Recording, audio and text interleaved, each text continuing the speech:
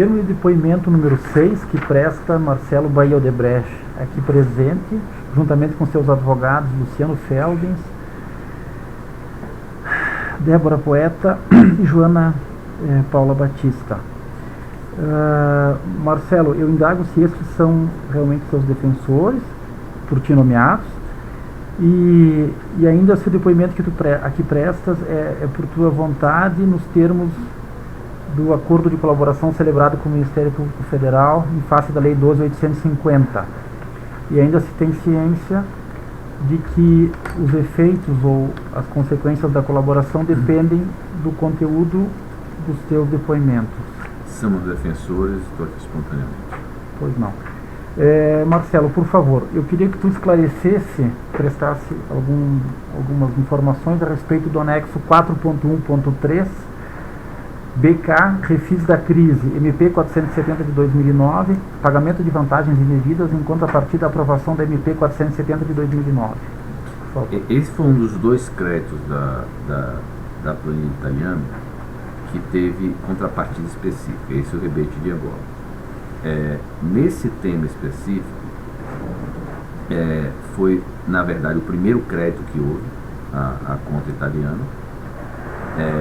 Esse crédito foi decorrente do apoio que o Palocci e o Guido teve que acabou gerando o refis da crise, quer dizer, esse assunto, na verdade, foi negociado ao longo de 2008, 2009,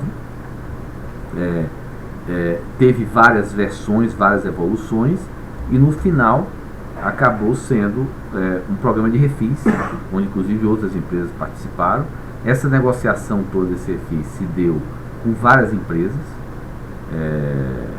que tinham tanto problema com a alíquota zero quanto o crédito prêmio. A Braskem, que se não me falha a memória, era quem tinha o maior passivo, tá? E eu também tinha uma interlocução muito próxima com o Palocci, crescentemente com o Guido, por conta até desse assunto. Então a gente tinha uma liderança natural do processo. Agora nós não éramos a única empresa, tá? Mas e no meio dessa negociação, em uma conversa que eu tive com o Guido, ele me disse que tinha uma expectativa de uma contribuição para a campanha 2010 da Dilma, e aí ele escreveu num papel 50 milhões de reais. Isso foi em 2008, 2009, que ele me informou de 50. Só que, na prática, o Guido acabou não se envolvendo na campanha de 2010, e este valor acabou sendo, os valores referentes a esse crédito que o Guido tinha comigo, que era o que eu chamava de crédito pós-Itália na planilha italiana, ele acabou sendo utilizado só a partir de 2011, depois que Palocci saiu da Casa Civil e Guido passou a ser meu principal interlocutor. Então todos os pagamentos feitos a pedido do Guido entre 2011 até 2014, aproximadamente, até acabar esses 50 e eu entrar em outros créditos, foram feitos quando o Guido me pedia, ele sabia que estava saindo desse crédito do refis da crise. Ainda que internamente a dinâmica não funcionasse bem assim, porque na época que eu fechei esses 50, eu avisei o Berto, que controlava a planilha italiana: olha, Berto, tem um crédito da Braskem de 50 milhões. Então pode ter havido pagamentos a pedido do Palocci antes de 2011, que por uma questão de dinâmica interna, o Hilberto pegou desse crédito que a Braskem tinha. Agora, isso é uma coisa interna nossa. Eu não estava muito preocupado, porque no final das contas, eu sabia que se faltasse dinheiro na conta do italiano, eu ia reivindicar que se usasse esse 50 do Guido. Mas se eu pudesse não mexer nesse 50 do Guido, era melhor. Então foi assim mais ou menos que funcionou. Então esse foi realmente, de fato, um plano de contrapartida específica, que no fundo foi o primeiro crédito que teve na planilha italiana. Tá, e esse valor de 50 milhões, ele tinha alguma relação de proporcionalidade em face do passivo da Braskem? Não, esse valor veio dele, ele botou no papel, eu olhei esse valor, não dei resposta na hora, alinhei, porque obviamente, como dentro da nossa dinâmica interna, quer dizer, eu não podia também autorizar sozinho um valor que não cabia a mim e a uma empresa. Então eu procurei na época o Elias da Braskem e juntamente nós dois alinhamos que devíamos aceitar esse compromisso. Seria na verdade também o primeiro crédito a essa planilha, quer dizer, lembrando na época que eu já tinha liberado 18 milhões para campanhas municipais. Então é como se tivesse uma conta corrente que estava negativa e eu sabia que ia ter um pedido. Quer dizer, na prática, apesar do Guido, se ele tivesse lá na frente pedido 50 milhões em 2010, sem nenhum vínculo, eu até provavelmente a gente teria dado. Mas ele pediu dentro dessa negociação, foi uma contrapartida específica. E nós acabamos aceitando, eu em alinhamento com o LE da Braskem na época. E aí, mas esse valor, não sei como é que ele... Não sei de onde ele tirou esse valor. Certo. Tá. E como é que se deu o pagamento desses valores? O pagamento, do ponto de vista... O Guido, ele solicitou, a partir de 2011, quando ele passou a ser o interlocutor pessoal comigo, ele começou a solicitar dinheiro para João Santana, Vacari, e principalmente João Santana e Vacari, e até 2014, até consumir os 50, esse dinheiro veio desse crédito. Internamente, pode ter sido que o Hilberto tenha recorrido a esse crédito antes de 2011 e depois compensado com outra fonte. Então, mas do ponto de vista do meu interlocutor, os créditos eram aqueles que foram os pagamentos. Que acontece que a fonte pagadora desses, quem pagava o que Guido me pedia em 2011, podia ser outra pessoa, mas entre 2011 a 2013, o que Guido me pedia vinha dessa fonte. Certo. Tá. E de que forma se deu o pagamento pela Braskem desse débito que ela tinha com a União, em decorrência dessa... Ele se deu com... Foi um refis, na verdade, que acabou entrando no final, além da Braskem, das outras empresas que estavam negociando, acabou sendo um refis geral, quer dizer, todo mundo acabou podendo entrar. E o refis permitia o uso do prejuízo fiscal e permitiu também o uso com pagamentos parcelados. Uma das razões pelas quais, para mim, nunca eu gostei da ideia de contrapartida específica era exatamente o fato de que, veja bem, você criar uma relação em cima de ser um grande doador é sempre melhor, porque, por exemplo, a gente acertou os 50. Depois, começou a ter pedidos adicionais, por exemplo. A gente teve prejuízo fiscal em 2009. E aí o refis não previa a utilização fiscal do prejuízo fiscal de 2009. Aí eu fui pedir a Guido.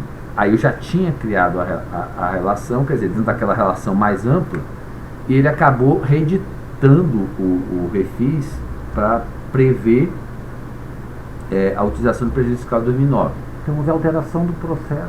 Mas aí já não houve mais uma negociação específica, já entrou dentro daquela relação ampla, que você cria exatamente por você ser um grande doador. Tanto essa questão do refis, quanto a questão de outras MPs, ela saía da Fazenda e ela ia para o Congresso. E muitas vezes saía desarrumada ou saía mal resolvida com o Congresso. Certo? Então, sempre eu pedia, e com os LEs, para Cláudio, que era o nosso diretor institucional em Brasília, acompanhar essas aprovações. E obviamente acabava tendo custos, porque de alguma maneira o Cláudio acabava assumindo compromissos, sejam compromissos diretos, seja compromissos morais de pagar depois na campanha. Seja, se você vai para o Congresso, conversa com o deputado, conversa com o senador e pede apoio em tal MP, cria-se naturalmente, mesmo que não haja um pedido na hora, cria-se uma expectativa de depois você apoiar. essa intervenção específica, eu não sei precisar exatamente quanto foi, para quem foi. Em geral, quando se tratava de MPs no Senado, era o Jucá o coordenador, pelo que me informava sempre o Cláudio, entendeu? Agora, isso aí era conduzido por Cláudio e aprovado pelas empresas que tinham interesse, né, nessas MPs.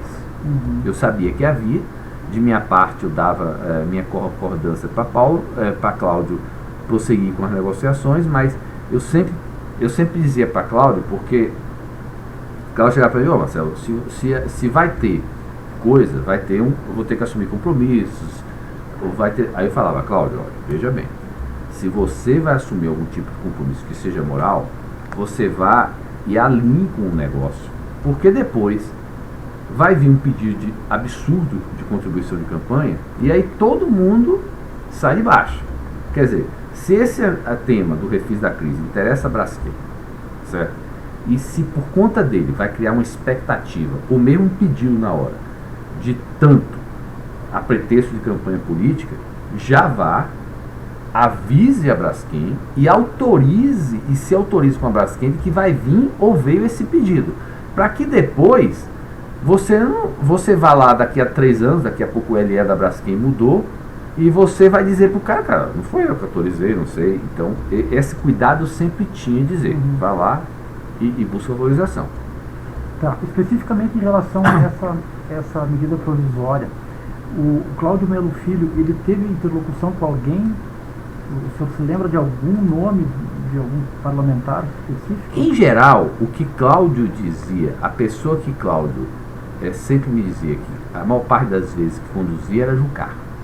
Era a pessoa que em geral conduzia, que liderava o assunto no Senado, entendeu?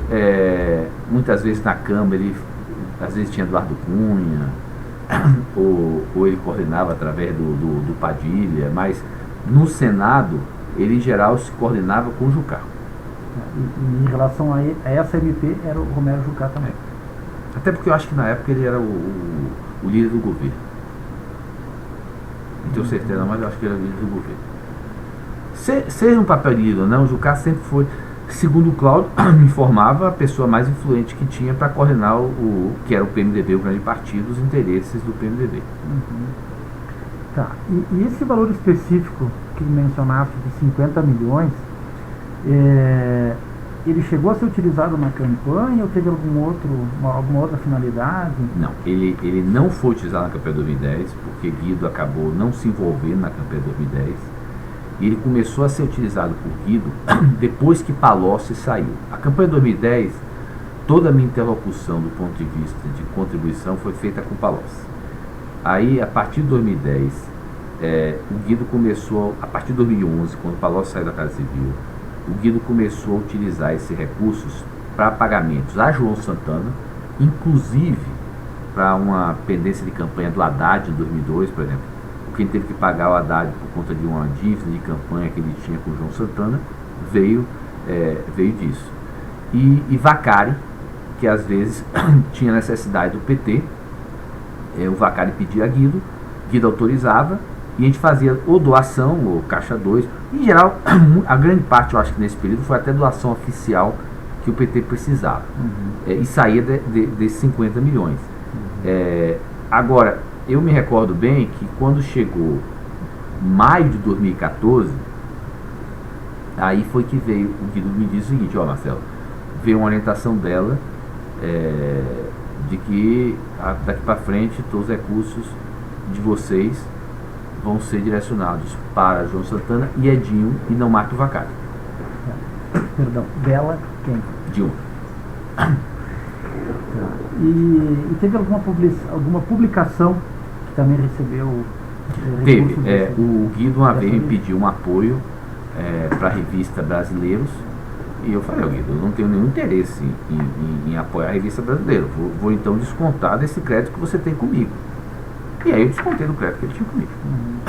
Tá. E essa questão, Marcelo, só para esclarecer um pouquinho melhor, quando tu falava, eu vou descontar desse valor, isso era sempre compreendido de parte do outro, que isso era um processo dentro do sistema todo, ele era um processo legítimo, razoável, vou descontar daqui. E sempre havia a compreensão de que havia uma conta e que os valores estavam lá e que eram destinados. Isso. Olha, a maior ilicitude disso aí, independentemente de toda essa relação baseada em expectativa ser uma relação errada, foi na questão das duas contrapartidas.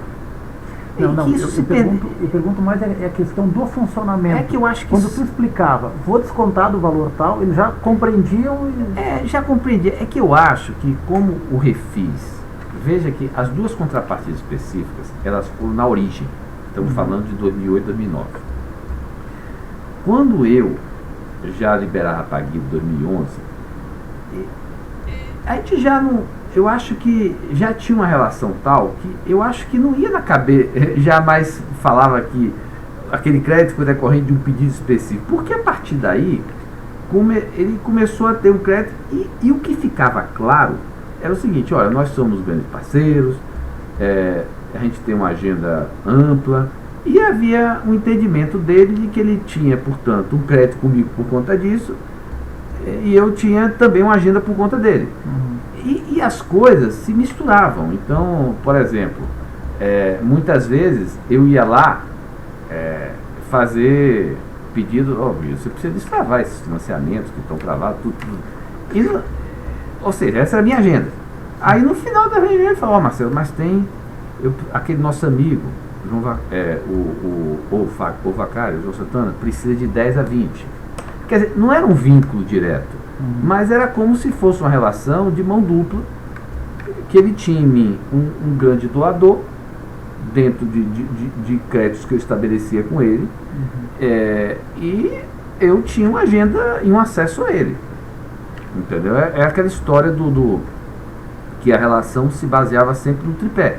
Não é que eu não levasse, as coisas que a gente levava, eram até coisas legítimas, era para destravar um financiamento, o orçamento do ProSub. Na verdade, não tinha que pedir orçamento do ProSub, porque era uma obrigação fornecer.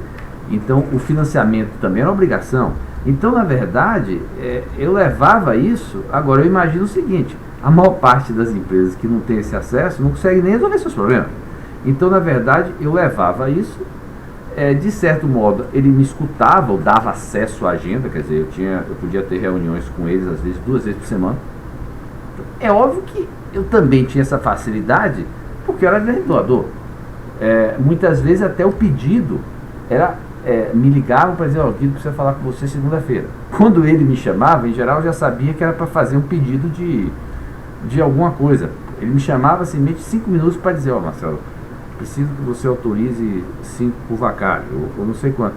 Aí eu aproveitava que ele tinha me chamado e já metia uma pendência que eu tinha na época. Resolvia um problema. Não é que não existia na minha conversa com ele um vínculo ou coisa, mas é aquela história: você cria uma relação que é errada, uma relação que não deveria precisar, porque o empresário está levando coisas, até é só pegar minhas agendas com o Guido, eu não pedia nada a ele que não fosse correto. Agora, o errado está em que eu tinha o acesso a ele e tinha a priorização dele baseado em que eu ser grande doador.